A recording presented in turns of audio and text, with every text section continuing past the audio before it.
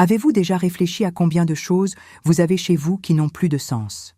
Souvent, nous accumulons des objets sans même nous en rendre compte, et ils occupent un espace physique et mental. J'ai traversé cette expérience, et le sentiment d'être entouré par des choses que je n'utilisais plus était étouffant. Alors, j'ai découvert 3 questions simples mais profondes qui ont complètement changé ma relation avec les objets. Ces questions, qui viennent de la sagesse ancestrale japonaise, m'ont aidé à décider ce qui mérite vraiment d'être conservé. Et aujourd'hui, je veux partager cela avec vous. Ces 3 questions sont plus que de simples directives. Elles sont un outil puissant pour transformer votre maison et votre vie. La première question est: cet objet m'est-il utile? Cette question semble directe. Mais lorsque vous la posez avec sincérité, vous vous rendez compte que beaucoup d'articles qui traînent n'ont plus de fonction. Je me souviens d'avoir eu tout un tas d'ustensiles de cuisine que je n'ai jamais utilisés. Le doute était constant. Et si un jour j'en avais besoin? Cependant, en me posant cette question, j'ai réalisé que la plupart d'entre eux n'occupaient que de l'espace. La vérité est que chaque fois que vous gardez quelque chose que vous n'utilisez pas, vous créez une barrière au lieu d'un espace de possibilités. La deuxième question est: cet objet me procure-t-il de la joie? C'est ici que la magie opère vraiment. Il ne s'agit pas seulement d'utilité, mais de connexion émotionnelle. Souvent, nous gardons des choses par obligation ou par sentimentalité, mais cela nous apporte-t-il réellement du bonheur? Un jour, j'ai regardé une étagère pleine de livres que je n'avais pas lus depuis des années, et j'ai réalisé que je les maintenais par l'idée de « je les lirai un jour ». En me posant cette question, j'ai compris que beaucoup de ces livres ne faisaient que me rappeler une attente non réalisée. Le détachement est devenu plus facile, et l'espace que j'ai créé m'a apporté une sensation de légèreté. La troisième et dernière. La question est: achèterais-je cela à nouveau aujourd'hui? Cette question est révélatrice. Elle nous force à réfléchir sur nos décisions d'achat et l'importance que nous accordons à chaque objet.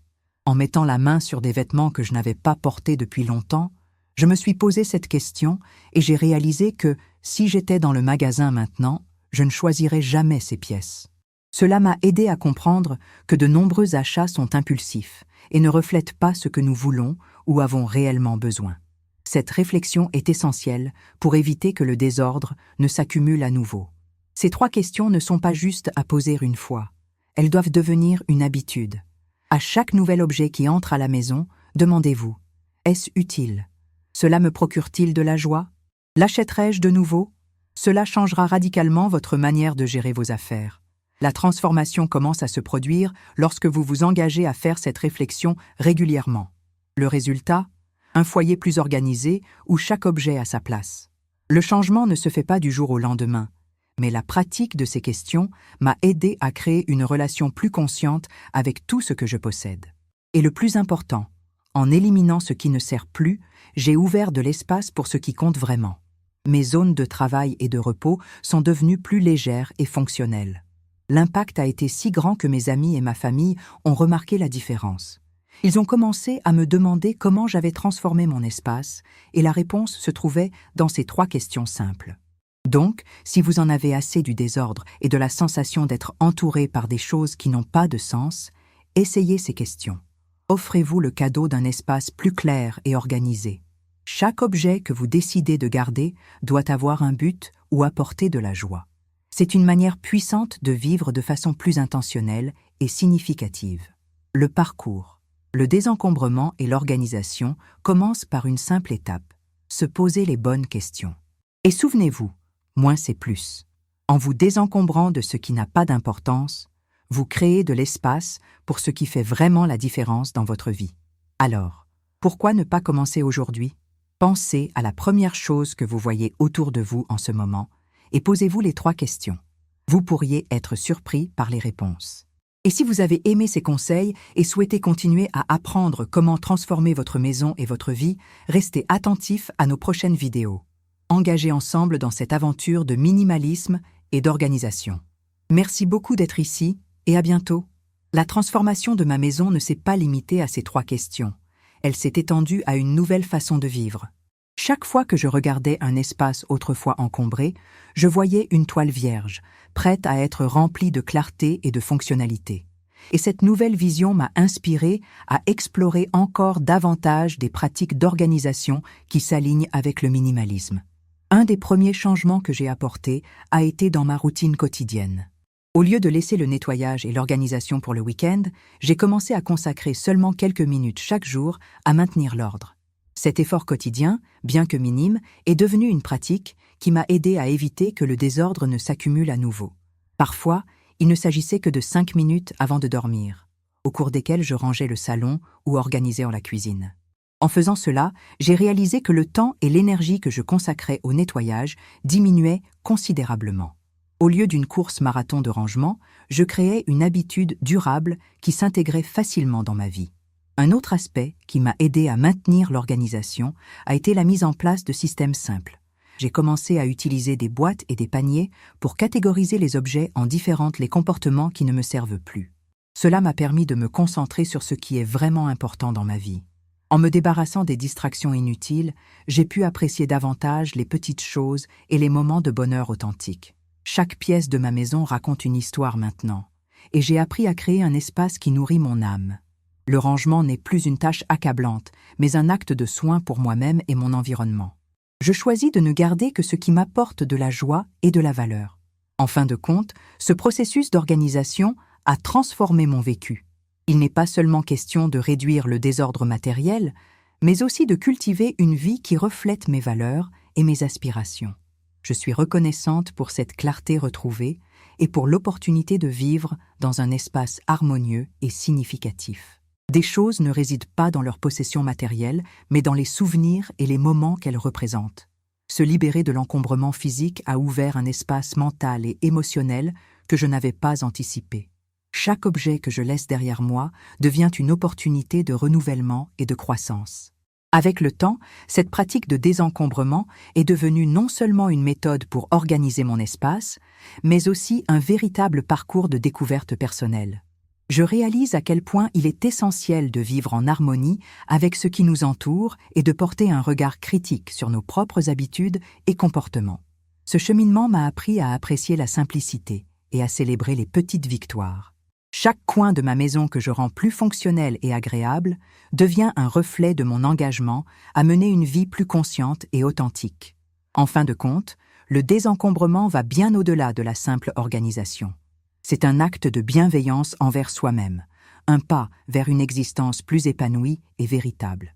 C'est une invitation à se reconnecter avec ce qui compte vraiment et à se libérer des entraves qui nous empêchent de vivre pleinement. Les expériences ne résident pas dans les objets eux-mêmes, mais dans les souvenirs qu'ils représentent. Cela m'a aidé à me défaire d'objets que je considérais auparavant indispensables, mais qui, en réalité, occupaient simplement de l'espace. Avec le temps, la pratique du détachement est devenue presque intuitive. Le simple acte de me poser des questions est devenu une habitude qui non seulement a facilité l'organisation, mais m'a également rendue plus consciente de ce que je valorise vraiment. À présent, lorsque je regarde ce que j'ai, je vois chaque objet comme un choix conscient, et non plus comme un fardeau que je traîne. Ce changement de mentalité a apporté une nouvelle perspective sur l'espace que j'occupe et la vie que je mène. Ce qui semblait autrefois être une tâche ardue d'organisation est devenu un processus d'auto-exploration et de découverte. L'une des zones qui a le plus bénéficié de ce nouveau regard est ma chambre. Auparavant, c'était un endroit qui reflétait mon stress et ma confusion mentale. Le désordre s'accumulait et je me sentais souvent accablée en entrant. Après avoir mis en œuvre ces pratiques de détachement et d'organisation, la chambre s'est transformée en un sanctuaire de repos et de tranquillité. J'ai enlevé les vêtements que je ne portais plus, donné des chaussures qui n'avaient jamais été portées et éliminé des objets décoratifs qui n'avaient pas de signification. Le résultat a été surprenant, un espace propre et aéré où je me sens vraiment détendue. L'expérience de transformer ma chambre m'a fait réaliser que l'organisation ne concerne pas seulement l'esthétique. Il s'agit de fonctionnalité et de bien-être. En créant un environnement qui répond véritablement à mon besoin, ma qualité de sommeil s'est améliorée. Avant, je me sentais agitée. Mais maintenant, avec un espace organisé, je peux me détendre et mieux me reposer. Cette nouvelle énergie s'est répandue dans d'autres domaines de ma vie, se reflétant dans mon humeur et ma productivité. Un aspect. Ce qui est devenu essentiel dans ce parcours, c'est le rituel de l'organisation hebdomadaire. J'ai réservé un temps fixe, généralement le dimanche, pour revoir et réorganiser. Pendant ces sessions, je consacre une attention particulière à chaque pièce. C'est comme un check-up de l'espace que j'occupe. J'évalue ce qui fonctionne et ce qui nécessite des ajustements. Cette habitude non seulement maintient l'ordre, mais me permet également de faire une pause et de réfléchir à ce que je valorise vraiment. Le simple acte de revoir mes affaires me rappelle que la vie est faite de choix intentionnels. Dans le salon, la transformation a été tout aussi significative. Au départ, c'était un lieu où les objets s'accumulaient sans but. Avec le nouvel accent mis sur l'organisation, j'ai commencé à créer des zones spécifiques pour différentes activités.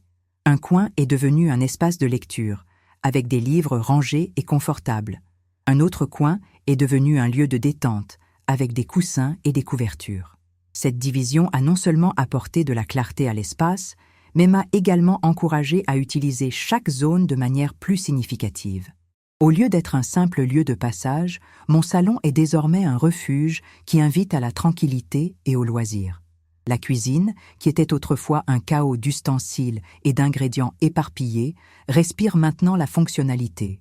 J'ai appris à organiser les placards de manière à ce que tout soit à portée de main et visible. Les ustensiles les plus fréquemment utilisés se trouvent sur des étagères accessibles, tandis que ceux qui sont moins utilisés sont rangés à des endroits plus élevés. Cela a non seulement facilité mon expérience en cuisine, mais m'a aussi fait davantage apprécier l'acte de préparer des repas. Cuisiner est devenu une activité plaisante et non une tâche stressante. L'organisation a apporté une nouvelle saveur aux plats que je prépare, reflétant la paix que je ressens désormais dans ma cuisine. Au fur et à mesure que j'avançais dans ce parcours, j'ai réalisé que le détachement ne se limitait pas aux objets, mais s'étendait également aux habitudes et aux routines. J'ai commencé à m'interroger sur ce que je voulais réellement faire de mon temps. Souvent, je me retrouvais piégée dans des engagements sociaux qui ne m'apportaient aucune joie. J'ai appris à dire non aux invitations qui ne s'alignaient pas avec mes valeurs, créant ainsi de l'espace pour des activités qui me rendent vraiment heureuse. Cette liberté de choix m'a permis de consacrer un temps précieux à des hobbies que j'avais laissés de côté. L'un des hobbies que j'ai redécouvert est le jardinage. En me débarrassant d'objets qui ne m'étaient plus utiles, j'ai trouvé de l'espace pour cultiver des plantes. Prendre soin d'elles a apporté une nouvelle dimension à ma vie. L'acte d'arroser, de tailler et d'observer la croissance des plantes m'a enseigné la patience et le soin. Cette connexion avec la nature embellit non seulement mon chez-moi, mais apporte également un sentiment d'accomplissement et de satisfaction. Les pratiques d'organisation ont également eu un impact sur ma vie numérique. J'ai commencé à appliquer les mêmes principes sur mon ordinateur et mon téléphone. J'ai passé en revue mes fichiers, éliminé les applications que je n'utilisais pas et organisé mes photos en dossiers. Ce nettoyage numérique a réduit la sensation de surcharge que je ressens souvent en naviguant sur Internet. Maintenant, mon espace numérique est aussi organisé que mon espace physique, et cela m'aide à maintenir ma concentration et ma clarté mentale. Enfin, mon parcours d'organisation et de désencombrement m'a appris à apprécier ce que signifie vraiment vivre de manière intentionnelle. Chaque objet que je choisis d'avoir autour de moi est désormais un reflet de ce que j'apprécie et de ce qui m'apporte de la joie. Cette prise de conscience ne se limite pas uniquement aux objets, mais imprègne tous les aspects de ma vie. En me détachant de ce qui ne sert plus, j'ai créé de l'espace pour ce qui compte réellement, et, de cette façon, je construis une vie plus significative et pleine. Ce changement de perspective, c'est quelque chose que j'aimerais que tout le monde expérimente. La sensation de légèreté qui vient avec l'organisation et le désencombrement est inégalée, et chaque petit pas compte dans ce processus. En apportant ces changements, vous ne transformez pas seulement votre maison, mais aussi vous. La transformation de ma maison m'a également amené à repenser la manière dont j'utilise l'espace de rangement. Auparavant, les placards et les tiroirs étaient simplement des endroits où cacher le désordre. Mais maintenant, je suis devenue plus intentionnelle quant à ce que je garde et comment je m'organise. J'ai découvert qu'en ne gardant que ce que j'utilise réellement et ce qui a de la valeur pour moi, les espaces de rangement ne sont plus considérés comme un fardeau, mais comme des opportunités pour maintenir l'ordre et la clarté. Chaque fois que j'ouvre un tiroir et que je trouve tout à sa place, je ressens une vague de satisfaction et de soulagement. Pour maximiser la fonctionnalité, j'ai commencé à appliquer l'idée que moins c'est plus dans chaque recoin de la maison. Dans les placards, par exemple, J'ai éliminé des vêtements que je ne portais pas, ne gardant que ceux qui me font vraiment me sentir bien. La sensation d'ouvrir mon armoire et de voir un espace organisé avec des pièces que j'aime réellement est libératrice. Au lieu de me sentir submergée par les options, je peux maintenant choisir rapidement ce que je vais porter, me permettant ainsi de consacrer plus de temps et d'énergie à d'autres activités qui comptent vraiment. La table de la salle à manger a également subi une transformation significative. Au lieu d'être un endroit où le désordre s'accumulait, c'est désormais un espace de partage. J'ai commencé à préparer des repas plus souvent et à inviter des amis et des membres de ma famille à des dîners. Cela a non seulement renforcé mes liens, mais m'a également fait apprécier davantage les moments simples de convivialité.